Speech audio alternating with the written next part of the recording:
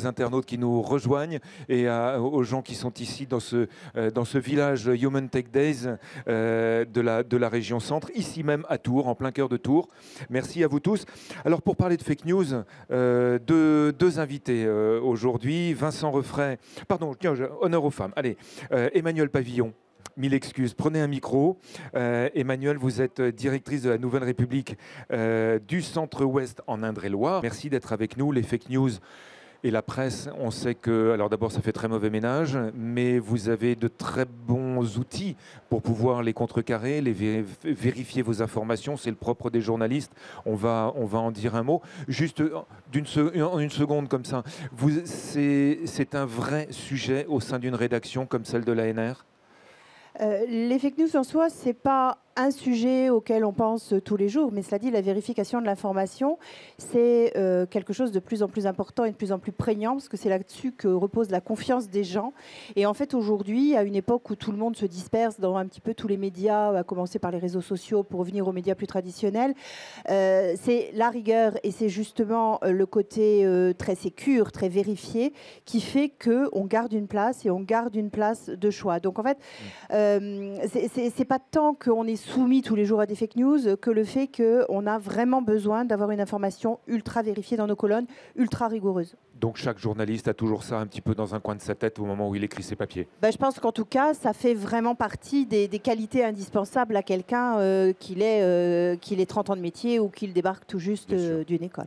On va en parler justement de ceux qui débarquent et à qui il faut dire de faire très attention. Et puis à vos côtés, Vincent Refray.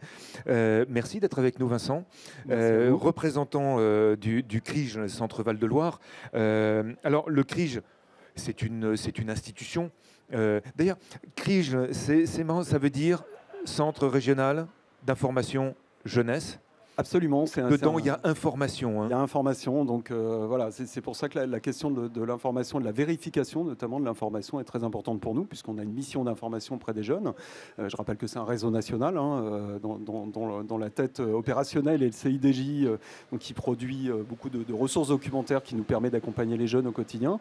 Et puis ça se décline après avec un centre régional, un par région, dont nous sommes le représentant pour la région Centre. Effectivement, l'information, on vérifie toutes les informations qu'après on propose aux jeunes, que ce soit en matière d'information métier, emploi, etc. Et donc, je veux dire, si on remonte au début des réseaux sociaux, très tôt on s'est posé la question de comment l'information circule et comment elle est proposée aux jeunes et comment nous on peut se saisir du numérique éducatif, quoi. Alors vous évoquez les réseaux sociaux, on parlait tout à l'heure avec les deux personnes qui étaient là avant de la naissance d'Internet dans les années 80. Cela dit, ce qu'on appelle aujourd'hui avec cet anglicisme qui n'est pas très beau, les fake news, on sait tous ce que c'est aujourd'hui, les fausses informations ou les informations de mauvaises intentions ou avec d'autres intentions que les nôtres ne datent pas d'Internet. On faisait de la communication un élément essentiel et déjà quand on remonte aux origines de la presse au XIVe, XVe siècle même, l'information était essentielle, était importante et il fallait la diriger pour soi. Alors, ça ne date effectivement pas d'aujourd'hui, les fake news. Ce qui est différent peut-être par rapport à hier, c'est la viralité et la rapidité de diffusion de ces informations. On est dans un monde de communication où tout le monde, désormais, a accès aux outils. Et vous avez défini une fake news, c'est une fausse information, mais c'est surtout une fausse information propagée avec une intention. Alors, souvent une intention de nuire à quelqu'un, mais en tout cas avec une intention. Et pour le coup, on est dans la communication à outrance qui se transforme en information, qui en tout cas voudrait se transformer en information pour finalement embarquer les gens derrière soi. C'est par exemple la Chine qui, il y a une étude qui est sortie il n'y a pas très longtemps, la Chine qui emploierait, et je mets au conditionnel, mais c'est quasiment certain parce que l'étude a été faite par des gens extrêmement sérieux, qui emploierait 2 millions de personnes pour propager le récit officiel. Leur seul boulot à ces gens-là, c'est de propager le récit officiel sur les réseaux sociaux, écrire l'histoire de la Chine à leur façon, sur les réseaux sociaux, à travers le monde. Donc c'est à ça qu'on fait face aujourd'hui, c'est à cette viralité, à ce surdimensionnement en fait de la fausse information et de sa diffusion. Le but, c'est donc systématiquement de cacher la vérité? En tout cas, le but, c'est de dire sa propre vérité et de la faire admettre aux autres. Donc, ma foi, nous, on est journalistes. Si j'en reviens à ce que je sais faire et à ce que savent faire nos équipes, de notre point de vue, une vérité, c'est quelque chose, c'est un fait vérifié. L'interprétation de ce fait, ça devient autre chose et ça, c'est chacun son sujet, chacun sa question. Donc, nous, ce qu'on cherche, en fait, c'est à faire ressortir les faits vérifiables, sûrs et réels, j'ai envie de dire, hein, au milieu de ce fatras d'explications qui crée un récit, en fait, qui crée les récits officiels. Ça marche à l'échelle d'un État, mais ça marche à toutes les échelles. Ça marche dans une petite collectivité. Vincent Refray, pour le CRIJ, il y a une action nationale, alors du CIDJ ou du CRIJ, je ne sais pas, enfin du réseau national, qui s'appelle Le Vrai du Faux, qui a été créé il y a une bonne dizaine d'années déjà. Non, pas loin. Plus récemment, en 2017. C'est vrai qu'on travaille depuis 10-15 ans sur des notions d'éducation aux médias, mais c'est vrai que Le Vrai du Faux, hein, l'outil qui est un vrai faux magazine, justement, qu'on a créé et qui fait partie d'une action, d'un atelier, en fait, qui dure 2 heures et qu'on propose aux collégiens. Et la cible, c'est notamment les 4e. Vous allez dans les écoles? On va dans les écoles directement et quand on fait les 4e, on fait toutes les 4e d'un collège et on fait plusieurs collèges d'un département. Enfin voilà, ça se passe comme ça. On peut le proposer aussi aux parents parce qu'on se rend compte, on parle beaucoup des jeunes et des problèmes de fake news auprès des jeunes et des problèmes de risques sur Internet d'une manière générale, notamment avec tout ce qui est cyberharcèlement. Alors ce qui n'est pas faux, hein, ce qui est une réalité, hein, ce que les jeunes vivent vraiment et ce qu'on voit sur le terrain.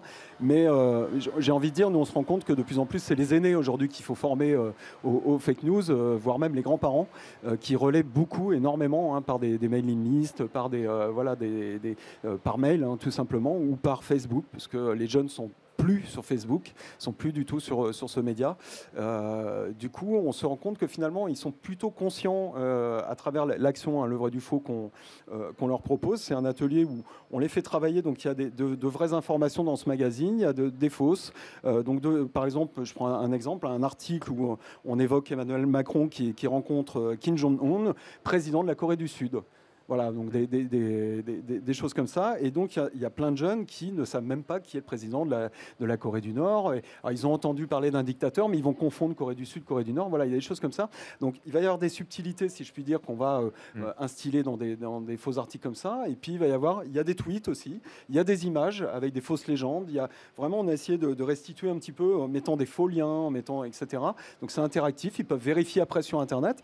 Il y a une fiche de lecture où ils vont déjà à prime abord, sans vérification, dire est-ce que j'y crois à cette information ou à cet article qu'on me présente dans Le Vrai du Faux ou pas. Donc oui ou non, a priori, hein, de ma connaissance, de l'historique que j'en ai. Et puis, on leur autorise après, sur un deuxième temps de vérification sur Internet, d'aller rechercher l'information. Et c'est là que, j'ai envie de dire, patatras. C'est là qu'on voit qu'il y a beaucoup de choses à faire auprès des jeunes. Autant ils ont conscience des dangers. Ça, pour le coup, ils ont vraiment conscience des dangers qu'il peut y avoir.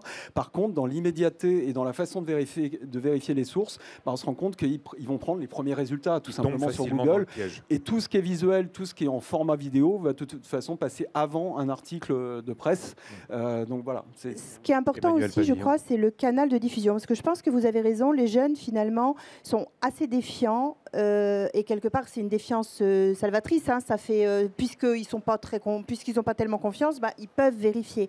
Mais le souci, c'est qu'en fait, de plus en plus, quand vous leur demandez par qui vous informez, ils répondent par mon entourage. Et en fait, l'entourage, c'est tous les Discord, les WhatsApp, les Snap qui fonctionnent. C'est l'entourage digital. Et c'est ce qui se passe, mais finalement, dans un très, très petit univers. C'est ceux qui, venant de l'extérieur, intègrent leur réseau à eux, leur réseau d'amis, en quelque sorte, de suiveurs, enfin voilà, sur les réseaux sociaux. Et pour le coup, c'est quand même assez facile de leur dire mais attendez, vous n'avez pas confiance, vous vérifiez, c'est dans votre réseau, vous y croyez, mais regarde là, ça, c'est pas vrai. Et comme ils savent chercher, comme ils savent aller voir plus loin, ils sont quand même assez d'accord. Alors que la génération d'avant, elle ne sait pas faire. Elle ne sait pas aller chercher sur Internet la bonne info, elle sait pas. Et pour le coup, elle est parfois plus sensible. Mais oui, puis j'ai envie de dire aussi un paramètre, c'est le paramètre politique. Les jeunes, en général, on trouve ils sont pas trop politisés. Du coup, ils vont pas se laisser embarquer trop facilement comme ça dans les sphères sur les réseaux sociaux. En revanche, ils ont des vraies convictions, par contre. Voilà. Alors, ils ont des convictions, mais ça va être plus sur l'environnement, sur de l'égalité homme-femme, sur des choses comme ça. Mais c'est vrai que, par exemple, nous, on aborde un petit peu les journaux et on leur dit, c'est quoi la différence entre le Figaro et l'Humanité? Ils savent pas. Hein, et voilà. Ils n'ont jamais lu ni l'un ni l'autre. La presse, voilà, c'est ça.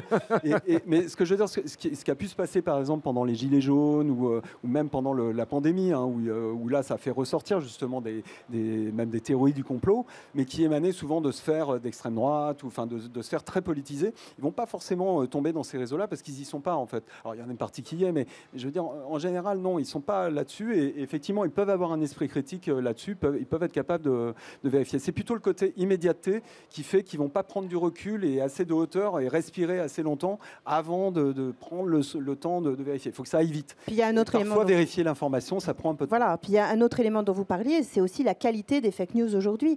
Je ne sais pas si vous vous rappelez, ça avait commencé à être propagé au moment où des gens, alors pour le coup bien intentionnés, avaient montré comment on pouvait faire dire absolument n'importe quoi à Obama. On voyait Obama, donc bien ça commence à remonter. Hein. On voyait le visage d'Obama qui racontait absolument n'importe quoi. Je ne sais même plus, il parlait probablement de Trump. Mais enfin bref, il racontait n'importe quoi. C'était un montage, c'était du deepfake, c'était de la fake. Mais la technicité aujourd'hui permet ça. L'intelligence artificielle permet des choses absolument... c'est bluffant. Oui, on croirait la réalité. Donc en fait, il ne faut plus tout à fait jouer les saint Thomas. Il ne faut pas croire tout ce qu'on voit. Il faut systématiquement vérifier. Et ça, pour le coup, c'est un boulot de médias. Et c'est pour ça que les médias traditionnels reprennent en quelque sorte de la crédibilité. C'est parce que c'est les seuls, même si l'info est partout, c'est les seuls qui sont en capacité de vérifier, de survérifier l'info.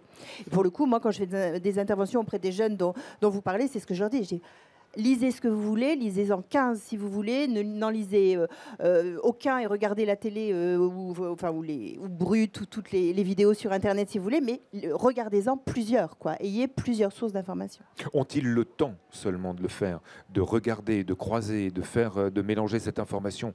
C'est pas forcément évident, sachant qu'ils passent énormément de temps sur les jeux vidéo, à jouer notamment, mais on a vu tout à l'heure dans la table ronde précédente que les jeux étaient aussi une évolution, une acculturation, et c'était intéressant. Donc c'est pas une critique, mais et il y a de l'info anti-fake. Excusez-moi de vous couper, aussi, mais ouais. Il y a de l'info anti-fake sur les plateformes. Hein. Twitch a fait des trucs avec des jeux vidéo absolument, pour lutter contre les fake news, pour lutter, de manière assez ponctuelle. Donc en fait, je suis pas du tout en train de critiquer les jeux vidéo. Non, il y a des choses très je voudrais juste compléter sur ce côté, effectivement, quand on lit un article, et, on se rend compte, pour les jeunes, ce qui est notre public, ils vont lire que le premier chapeau, en fait. Ouais. C'est pour ça qu'à la limite, quand on leur pose la question comment vous informer, alors la première réponse, c'est les réseaux sociaux. Le JT, un petit peu quand même. Alors, la presse, plus du tout, soyons clairs, malheureusement. Et par contre, quand ils vont utiliser un média d'information, par exemple, l'appli Huffington Post peut marcher parce que c'est des formats très courts. Pourtant, le Huffington Post, c'est pas ce qu'il y a de plus simple. Non, mais il y a à chaque fois un petit chapeau, avec, mais comme sur les médias en ligne aujourd'hui, où après il faut s'abonner pour avoir tout l'article. Mais souvent, ils vont lire uniquement le chapeau avec la photo, et d'ailleurs souvent regarder que la photo. Voilà, c'est ça. Mais simplement, des fois, il faut aller un peu plus au fond pour comprendre. Donc ils ont l'info, mais ils n'ont pas forcément l'esprit critique qui va avec l'article. En fait, les médias ont au moins un tiers des gens qui viennent vers eux qui arrivent par les réseaux sociaux aujourd'hui. Donc en fait, les jeunes aujourd'hui, quand ils répondent, ils disent « je lis pas la presse », mais de fait, ils la lisent via les réseaux sociaux où ils vont cliquer, comme vous dites, sur l'article qui, alors ils passeront peut-être pas le chapeau, ils s'abonneront pas, mais pour le coup, ils auront une partie d'information. Alors, dans notre échange, on avait dit fake news, concept, méthode, lutte. La lutte. Comment fait-on, par exemple, dans un grand média comme la Nouvelle République du Centre-Ouest, vous avez plusieurs rédactions qui sont réparties sur l'ensemble de la région. Qu'est-ce que vous demandez à vos journalistes? Comment font-ils pour trier toutes les infos qui viennent des agences de presse, les communiqués de presse, les dossiers de presse qui nous arrivent à nous tous journalistes chaque jour? Ce qui s'est compliqué ces dernières années, c'est le fait que nous aussi, on est sur Internet. Et donc, en fait, l'information s'est énormément accélérée. S'il se passe quelque chose en ville, s'il se passe quelque chose à côté de nous, là, ça peut être dans un quart d'heure, 20 minutes, une demi-heure sur le site Internet de la Nouvelle République, par exemple. Il y a encore 15 ans, il fallait attendre 24 heures, on avait le temps de vérifier, de revérifier, etc. Donc, en fait, là, la première solution et la seule, je pense, c'est d'avoir une vraie déontologie.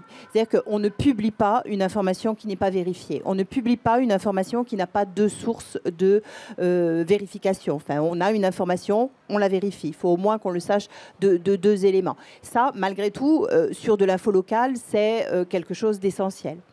Après, il y a en faisant ce boulot-là, rien que le fait d'exister, c'est de l'anti-fake. Je ne sais pas si vous avez un petit peu suivi, mais aux États-Unis, ces dernières années, la presse locale a disparu, mais de manière impressionnante. Ouais. Les médias ont été divisés par 10 en le temps de le dire au niveau local. Et en fait, peut-être parce qu'ils ont eu un président des États-Unis qui a été un peu... ça n'a probablement pas aidé. Ça n'a pas aidé. Mais le mouvement avait été entamé auparavant. Mais ça n'a probablement pas aidé, vous avez raison. Pour autant, en fait, on s'est rendu compte que les lieux où la presse locale avait disparu, la démocratie locale disparaissait elle aussi bien davantage que dans les lieux où la presse locale existait. Donc en fait, quelque part, rien que le fait d'exister, d'aller chercher l'information, de la donner factuellement et sans enrobage, et de la vérifier, de donner qu'une information vérifiée, rien que ce fait-là, c'est de l'anti-fake, quoi. C'est quelque chose qui fait qu'on donne la parole aux gens et on libère une parole vraie et pas forcément travaillée. Parce qu'aujourd'hui, c'est un monde de com. Tout le monde fait de la com et c'est très vite fait de dire mais non, il n'y a pas besoin de médias, il y a de la com. Il y a la com institutionnelle, des entreprises, des collectivités et même des associations, d'absolument tout le monde. Pourquoi avoir des médias indépendants ? Pour ça, pour justement lutter contre ces faits. Parmi les sources d'information, il y a aussi, et ça me refait penser à, on disait tout à l'heure que ça date pas d'hier, il y a encore des gens qui se posent la question de savoir si véritablement l'homme est allé sur la Lune. On parle de 1969, il y a toujours ça. Oui. Du coup, ça m'amène à lobbying. Il y a plus de bureaux de lobbying en Europe, au siège du Parlement européen, que de bureaux de parlementaires eux-mêmes. Le lobbying est une façon de dire sa vérité. Là aussi, il faut faire un tri. Quand on commence à parler politique, socialisation, on n'est plus dans le fait, un accrochage entre 2 voitures sur un boulevard, c'est un fait avéré. Il y a blessé, il n'y a pas blessé, il y a une grosse voiture, une petite voiture. Mais quand on parle de lobby, quand on parle et plus particulièrement aujourd'hui, d'énergie, de ce qui concerne la planète, ça devient compliqué. Alors là où ça devient compliqué, c'est que la frontière est mince entre le fake news et puis le truc où tout simplement chacun a son avis, mais personne ne sait trop. Et là, pour le coup, c'est plus du fake news. C'est juste que est-ce que le nucléaire, c'est bien ou c'est pas bien pour la planète ? Vous avez vu comme moi que le débat est très ouvert. On va faire monter 2 experts. Ils vont s'entre-déchirer et chacun aura des arguments qui, à un moment ou un autre, ne vont pas tenir la route, ne vont pas... Voilà.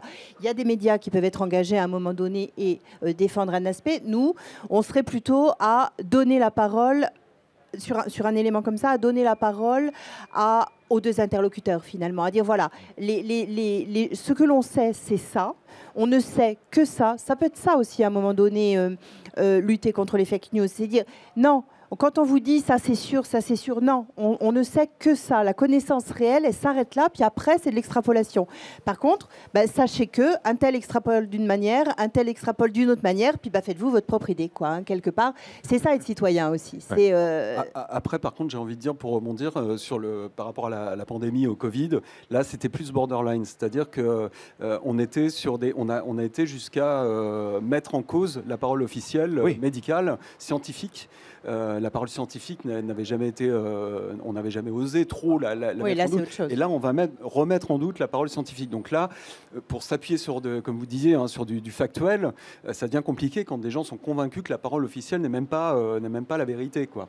Est-ce que justement, avec des manifestations d'information de cette envergure-là, qui étaient mondiales véritablement, est-ce que ça n'a pas nui terriblement à la crédibilité de l'information des grands médias comme la Nouvelle République, par exemple? Alors à chaque fois que quelque chose part pas dans le bon sens, on dit c'est la faute des médias qu'on parle trop Bah oui. ou pas assez. Enfin, c'est l'un ou c'est l'autre. Moi, j'ai plutôt tendance à... Alors, ça peut arriver. Hein. Il y a des fois où je vais m'agacer toute seule sur une chaîne d'infos qui va s'emballer. Voilà. Ça peut arriver que ce soit vrai. Mais globalement, les médias sont quand même... Les médias, c'est un petit peu comme les politiques. Quelque part, on a les médias qu'on mérite. Et comme on a les politiques qu'on mérite. Ouais. Et les médias, ils donnent aussi aux gens ceux qu'ils ont envie d'entendre à un moment donné. Donc, c'est là que... le citoyen, faut qu'il reprenne un petit peu son libre arbitre et qu'il aille chercher un petit peu l'information et qu'il n'attende pas qu'elle tombe comme ça. Il faut qu'il ouvre les journaux, faut qu'il ouvre... Le mec qui est assis toute sa journée devant BFM et qui dit « Oh là là, il y en a marre de l'info en continu », il a une bonne solution. Hein. Il éteint BFM, exact. Et puis il ouvre un journal, il allume la radio, il y a plein de possibilités. Donc, on a les médias qu'on mérite et on se tourne vers les médias qu'on mérite. Donc, il y a peut-être un petit job aussi d'éducation, là, et pour le coup, vous devenez très important pour que les gens aient envie, non pas de se tourner vers un média plutôt qu'un autre, moi, j'ai rien à gagner là-dedans, mais de s'informer de manière sécure. S'informer de façon de manière sécure, c'est encore une fois un peu du domaine de l'imaginaire, parce que vous l'avez dit très justement, si on lit Le Monde ou Le Figaro, forcément chaque média a sa tendance déjà. Il me semble que la fake news, c'est vraiment la fausse info.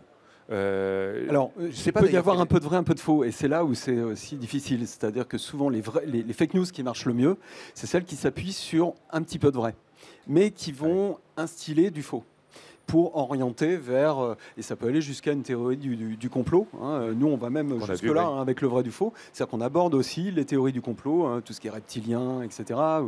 La théorie du complot, par exemple, pendant la pandémie, que la 5G pouvait transmettre le virus du Covid. Hein. Ça a pas mal circulé sur Internet. Certains jeunes ont pu un peu tomber dedans. Parce la que cigarette protégée. Pas que, tout le monde était dans le flou. Hein. Oui, tout à fait. Mais cela dit, c'est amusant parce que dans les années 60, on reprend les publicités du tabac dans les années 60, on vous disait que fumer c'était bien et c'était bon pour la santé. Hallucinant. Mais ça, c'était de la pub. C'est pas tout à fait de la fake news. Mais les gens de là-bas, les gens le savent. Mais les gens à l'époque ne le savaient pas. Mais j'ai envie de dire, c'est très intelligent c'est bien fait dans le sens où il s'appuyait aussi sur un réseau de gens anti-5G. Et donc, il savait que ça allait prendre. De dire que la 5G va contribuer à transmettre la Covid, voilà, la fake news, elle est parfaite. C'est-à-dire que, voilà. Donc, mais nous, pour revenir un petit peu au fait de recouper les sources et d'avoir deux sources différentes, justement, nous, ça fait vraiment partie de l'atelier, j'insiste, hein, auprès des jeunes. On se rend compte qu'ils n'ont pas la technique de vérification et on leur impose pendant les 2 heures, à un moment, on leur dit, nous, quand vous allez vérifier, vous avez une fiche de lecture, vous allez noter, on veut que vous notiez les sources et on veut minimum 2 sources. Donc pour nous dire, vous avez retrouvé l'article, vous avez retrouvé l'information sur tel site et vous notez le site. Voilà. Mais c'est quelque chose qu'ils n'ont pas du tout l'habitude de faire. Et la plupart des sites, ils ne les connaissent pas. On arrive à leur faire passer le Gorafi pour un vrai journal d'information. Donc on a dedans, on relaie des articles, donc des fake news pour le coup, qui sont qui est un site parodique, hein, le Gorafi. Hein, je rappelle que ça a été monté. Alors que pour le coup, là, c'est pas, voilà, c'est pas de la fake news, c'est pour rire. C'est vraiment pour rire. Voilà, ouais. Tout à fait. Mais c'est pas mal relayé, justement, beaucoup relayé sur les réseaux sociaux. Alors vous parlez, on parle beaucoup des jeunes, parce que c'est eux la génération montante, et c'est eux qui doivent apprendre à se méfier et à avoir leur libre arbitre et à valider. Les fake news, c'est pas uniquement dans la lecture des informations. On reçoit tous des mails, par exemple, qui sont dangereux, extrêmement dangereux. On dit il ne faut surtout pas ouvrir quand vous recevez un message de votre banque qui vous dit redonnez-nous votre numéro de compte bancaire parce qu'on l'a oublié. Donc on est tous attaqués en permanence. Comment est-ce qu'on éduque là? Est-ce que ce sont alors les gens de ma génération, de la génération du dessus, ils sont hors de vos radars là pour le coup au CRIJ? Alors, nous, on fait un travail sur l'image aussi. Hein. C'est-à-dire, c'est pas que sur l'information textuelle. On a un travail à un moment donné, pendant cette intervention, sur de la légende et du recadrage d'images. Et on prend l'exemple d'une image de guerre où on a, par exemple, un blessé, donc je sais plus sur quel conflit en Irak, je crois, donc qui a, en vue rapprochée, il a un fusil sur la tempe. Et donc, on met une légende comme quoi il va se faire exécuter. Et en fait, quand on élargit le cadre, on se rend compte que non, c'est un fusil qui est en bandoulière d'un soldat et qu'au contraire, un deuxième soldat est en train de porter assistance et Et ce qu'on essaye de leur faire comprendre, c'est que la même image, source, peut être complètement transformée et on peut la relégender d'une manière complètement différente selon le recadrage, selon la légende qu'on lui met, qu'on lui adosse. On peut lui faire dire presque l'inverse de ce qu'elle est censée dire au départ. Donc, il y a un travail sur l'image, il y a un travail sur la vidéo aussi, parce qu'on sait que les jeunes sont beaucoup sur les contenus vidéo. C'est pour ça que Brut, on en parlait tout à l'heure, ça marche beaucoup. C'est un format qui marche beaucoup auprès des jeunes parce que c'est court, c'est concis, c'est visuel, et donc ça marche beaucoup. Donc on travaille aussi en montant des vraies fausses vidéos, notamment une qui s'appelle Le complot du chat, qui a été faite par une classe de seconde en région parisienne, et donc on valorise dans cette intervention, et qui montre comment on construit une fake news en un complot. Pour le coup, c'est un vrai complot, comme quoi les chats commanderaient le monde, voilà, seraient des extraterrestres cachés sous l'apparence de chats, mais qui communiqueraient entre eux et que voilà. Et donc en fait c'est une classe de seconde qui a travaillé sur cette fabrication de fake news vidéo, et on montre même jusqu'au montage comment ils ont refait des voix, sur quelle base de sources réelles ils sont partis, mais qu'est-ce qu'ils ont transformé, qu'est-ce qu'ils ont ajouté, pour que ça puisse paraître crédible. On travaille sur tous les formats d'information. Voilà. Sans être un pro, il y a quelques petites choses. On connaît les principaux sites complotistes. Hein. Il y a des listes, il suffit de chercher sur Internet, on trouve les listes des principaux sites complotistes. Bon, déjà, on peut éviter cela. Quand on voit une vidéo qui n'a que des plans très rapprochés, alors qu'elle vous raconte quelque chose qui est censé se passer à plusieurs milliers de kilomètres de chez vous, il y a quelque chose qui est bizarre. Enfin, voilà. Faut en fait toujours regarder l'information avec un esprit critique, pas au sens je suis pas content, j'aime pas ça, mais au sens littéral, c'est-à-dire en se disant voilà, est-ce que ce que je reçois, est-ce que c'est vrai ou pas? C'est vrai ou pas? C'est fatigant, c'est lassant. Mais justement, moi, je trouve que les mômes, j'ai un fils de 18 ans, hein, je trouve qu'ils font ça de manière assez, finalement, naturel. ils le font très spontanément. C'est à peine un travail pour eux. Ils ont grandi avec ça et quelque part, ils ont l'œil exercé à ça. Voilà. Alors, ça ne veut pas dire qu'ils ne se feront pas avoir aussi. Ça ne veut pas dire que... Moi, je pense que le travail de monsieur est indispensable et puis celui des enseignants en général sur le sujet, voire des médias. Ouais, mais il y a quand même, ils sont quand même. Moi, je suis assez d'accord pour dire que c'est pas eux les plus en danger sur les fausses informations au sens large. Ils sont en danger sur les relations dans leur environnement immédiat et sur leurs interactions humaines avec leurs petits copains, etc. Voilà. Mais par rapport à l'information, finalement, je trouve qu'ils sont presque moins en danger que les quinquas sexagénaires. Je vous rejoins complètement. Oui, c'est vrai, nous, c'est plus sur des sujets de mise en scène de soi, de cyberharcèlement, où ils peuvent être acteurs ou victimes d'ailleurs. Et c'est là-dessus où là, effectivement, il y a encore pas mal à faire, même s'ils sont conscients tout à fait de ce qui se passe. Mais c'est des enjeux liés à l'adolescence, etc. Et on n'avait pas ces outils-là à leur âge. Et c'est vrai qu'aujourd'hui, ça va très très vite. Ça monte en flèche un vendredi soir en sortant du lycée ou du collège. Et puis pendant tout le week-end, ça monte. Et le lundi, ça explose en réel. Ça devient, on a l'impression que dans une certaine bulle, ça devient presque un jeu. Mais je vais dire d'une façon générale, à qui profite le crime ? L'initiateur. Hein. Enfin, je veux dire, quand je vous disais tout à l'heure, la Chine envoie 2 millions de personnes raconter son histoire, c'est à la Chine que ça profite. Quand au niveau local, vous prenez un exemple local, la ville de Tours ouvre des créneaux pour les femmes à la piscine. sexisme, communautarisme, etc. Voilà. Bon, en fait, non, elle avait juste envisagé de développer le sport féminin. Et voilà, donc c'est ce que disait monsieur tout à l'heure, c'est-à-dire qu'il y a une base de vrai, et puis derrière, à un moment donné, c'est poussé d'une certaine manière pour aller vers une information fausse. En l'occurrence, là, l'information fausse, c'était la ville de Tours pousse au communautarisme. Hein. On est passé de la ville de Tours essaie de développer le sport féminin, hein, la ville de Tours pousse au communautarisme. Bon, bah, ça profite aux gens qui, à ce moment-là, poussent cette information-là politiquement qui sont les opposants de la ville de Tours à ce moment-là. Mais je donne cet exemple-là. Je veux dire, ça existe dans à peu près toutes les villes de France et de Navarre. Hein. Ce n'est qu'un exemple parmi d'autres. Donc, ça profite à celui qui veut faire adopter son récit et qui veut convaincre, comme le vendeur de Marlboro voulait vendre ses Marlboro, un politique, un gouvernement, Vladimir Poutine crée des fake news pour, à un moment ou un autre, vendre pour faire valoir ce que chacun a à vendre, entre guillemets, que ce soit une idée ou économiquement parlant. Vous évoquiez tout à l'heure les lobbies. Les lobbies sont très puissants derrière aussi pour instiller ce type de fake news. Je prends l'exemple de la NRA aux États-Unis, hein, qui n'arrête pas de...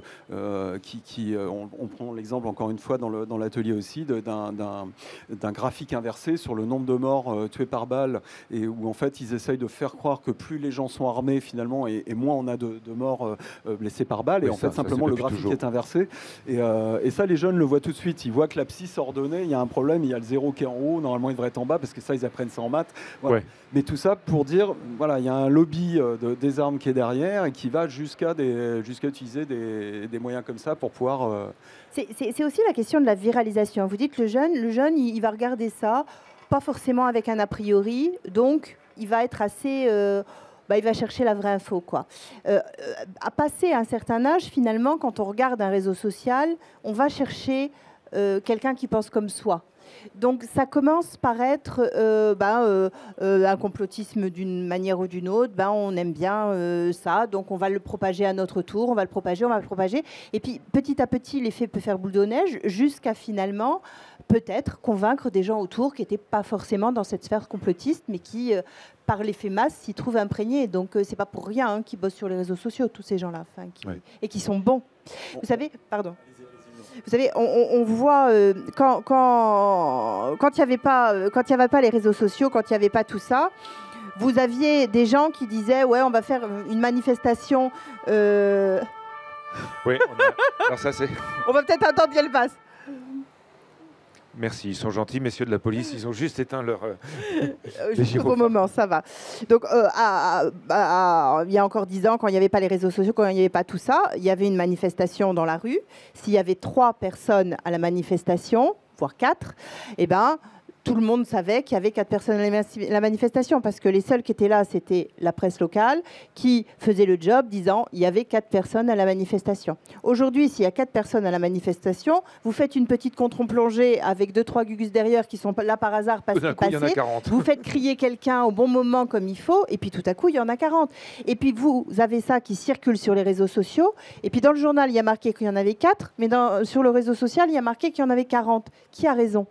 Vous voyez, c'est comme ça que ça se propage petit à petit. Ce qui est compliqué, ce que vous dites là, c'est qu'on a véritablement l'impression que ce sont des gens qui sont chargés d'influence d'un côté ou de l'autre, mais on retrouve la même chose entre, on dit toujours, et Coluche s'en amusait il y a 40 ans, entre ce que dit la police, la préfecture et ce que dit le journal, ce que dit le média. Ah non, c'est ce que dit la police et ce que disent les syndicats. Le journal, lui, il donne les 2 chiffres. C'est ça. Ce qui veut dire que même d'une façon la plus officielle, incroyable, on a 2 chiffres dont on peut dire... Il ne faut pas toujours croire non plus. Oui. Mais souvent, en règle générale, la vérité est au milieu. La vérité est au milieu. Elle n'est pas ailleurs, hein, je suis désolée. Je pense que pour compter un nombre de manifestants, quand il y en a plusieurs milliers, ça ne doit pas être évident quand même. Hein. Je pense que c'est... Voilà. Maintenant, il y a des systèmes... C'est pas si compliqué, vous prenez des goulots, vous les regardez en haut. Oui, ça se fait très bien. Ça se fait très bien. D'un mot pour le CRIJ, combien de gens... alors on parle de la région centre. Combien de jeunes arrivez-vous à contacter chaque année pour ces informations dans les lycées, dans les collèges? Est-ce que vous avez une idée des gens que vous arrivez à qui vous arrivez à parler? Alors, j'ai plus qu'une idée, effectivement, puisqu'on a intervenu en 2021 dans 12 collèges du Loiret, puisqu'on a contractualisé, en fait, on intervient dans toute la région, puisqu'on couvre à peu près 70 structures information jeunesse sur la région centre. On a outillé nos informateurs jeunesse, donc il y en a à peu près autant, donc 70 informateurs qui ont été formés à l'animation de cet outil et qui sont en capacité de l'animer sur le terrain, donc dans les collèges, voire les lycées. En seconde, ça peut tout à fait être mené également. Et puis nous, au niveau du Loiret, puisque le CRIJ est basé dans le Loiret, on a contractualisé avec le conseil départemental pour intervenir dans la plupart des collèges. Donc là, on a fait 12 collèges en 2021, donc ce qui représente 1500 collégiens de classe de 4e qui ont pu bénéficier de cette intervention. Et donc on continue. Après, il n'y a pas que les collèges, effectivement. Je le disais tout à l'heure, de plus en plus, on trouve que cette intervention, elle pourrait presque, elle s'adapte aussi aux parents. On l'a déjà fait auprès des parents. J'ai envie de dire, voire même les grands-parents, puisque c'est maintenant vers eux qu'il faut travailler sur ces notions de fake news et de complot. On l'a déjà dit tout à l'heure, c'est vrai que les jeunes sont finalement assez conscients de ce qui se passe, même s'il y a encore des choses à faire, mais je veux dire, c'est pas les seuls à avoir besoin d'être éclairés sur le sujet. Et puis vous avez des permanences aussi dans les différentes villes de la région où les gens peuvent venir s'informer. Tout à fait. Sur Tours, il y a le bureau information jeunesse qui se trouve avenue de Gramont, dont une des informatrices se trouve sur notre stand là aujourd'hui. Et puis on participe à la tournée Human Tech Days. Pourquoi? Puisqu'on développe la découverte des métiers en réalité virtuelle. Et donc on a voulu un petit peu faire partager aussi cette nouvelle manière de découvrir in situ, j'ai envie de dire, les métiers. Emmanuelle Pavillon, directrice de la Nouvelle République ici dans l'Indre-et-Loire. Il y a aussi également à Tours, ici même donc l'école de journalisme, une école de journalisme de Tours, qui a fait des fake news une véritable, comment dit-on, un vrai cursus. Vous avez, j'imagine, pas mal de jeunes qui viennent faire leur stage, leur apprentissage à la Nouvelle République. Vous sentez qu'il y a une évolution chez ces jeunes journalistes qui sont plus sensibles que par le passé? Disons que recouper la formation, ça se complique aujourd'hui parce que c'est ce qu'on disait tout à l'heure, elle va être la fake news va être très bien faite, très ficelée, très technologiquement pointue. Et pour le coup, il faut avoir derrière aujourd'hui des gens qui ont aussi cette compétence technologique, parce que aller vérifier une information, ça peut être aller interviewer les gens, mais à un moment donné aussi, ça va aller être vérifier les datas, ça va être aller vérifier la vidéo pour savoir comment, à quoi elle correspond, où est-ce qu'elle a été faite, est-ce qu'on la retrouve quelque part, et est-ce que finalement il y a des images qu'on peut réidentifier venant d'ailleurs, un peu ce que racontait monsieur tout à l'heure dans les exemples qu'il a donnés, ce que vous disiez. Donc c'est des choses qui s'apprennent parce que c'est aussi de la technique et de la compétence, et c'est vrai que ça se passe à l'EPJT à Tours comme dans différentes écoles, et c'est vrai qu'on a qu'on va avoir peut-être de plus en plus besoin de ces compétences, sachant qu'aujourd'hui quand même au niveau local on reste plus dans la mesure de ce que je vous disais, c'est-à-dire qu'on n'a pas encore des gens qui nous font des vidéos super voilà, on n'y est pas encore. Ça viendra peut-être parce qu'il n'y a plus besoin de grand-chose aujourd'hui pour faire une vidéo ou pour faire un fake, donc ça viendra peut-être, mais on n'y est pas encore. À vous entendre, il pourrait y avoir des éléments déclencheurs. C'est une tendance qui est encore grandissante. Le truc, c'est toujours... peut-être laisser passer Ça y est, c'est bon. Ouais. C'est toujours pareil. C'est pour dire qu'attention, fake news, c'est dangereux, la petite musique qu'on entend derrière. C'est toujours pareil. En règle générale, les gens qui inventent une technologie ou qui développent une technologie qui va permettre de, alors j'ai envie de dire trafiquer, mais c'est pas forcément le mot, de faire des choses très avancées, complètement fausses. Au départ, ils le font pas pour nuire, ils le font juste pour développer une technologie, parce que y a moyen de faire ça. Ça peut être très utile dans le cinéma, ça peut faire plein de choses super. Enfin voilà, c'est juste que derrière, il y a des gens qui s'en emparent, et on revient toujours à ce qu'on disait au départ, pour un récit personnel et avec une volonté de nuire souvent.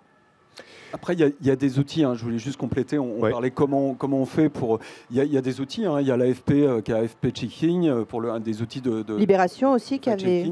Voilà, c'est ça, il y a les décodeurs du monde. Enfin, il y a des outils qui permettent aujourd'hui, faits par des journalistes, et très très bien faits, de décoder un article, une information, et même pour les images d'ailleurs, j'ai plus le nom à tête, mais il y a un outil canadien notamment, qui permet de retrouver l'origine, la source de l'image et de la replacer dans son contexte. De la reprendre plan par plan et de savoir si on est dans le trafiqué ou pas dans le trafiqué, même si ça ne se voit pas à l'œil nu.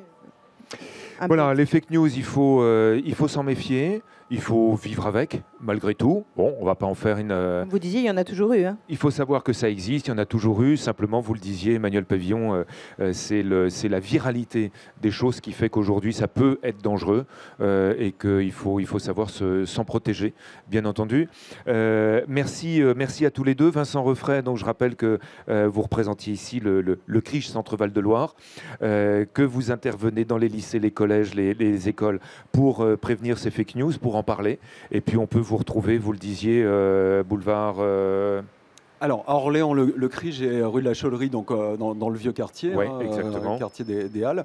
Et puis, sinon, sur Tours, notre structure Tourangelle, en tout cas, on en a plusieurs, structures Tourangelle, mais à Tours, c'est le bureau information jeunesse qui est avenue Gramont. Qui n'est donc pas loin de l'ANR. Avenue Gramont. Pas très loin. Bien ça. Pas très loin, nous on est au carrefour de Verdun. Merci beaucoup Emmanuel Pavillon de la Nouvelle République également d'être venu. Merci à tous les deux. Merci. Merci à nos internautes de nous avoir suivis.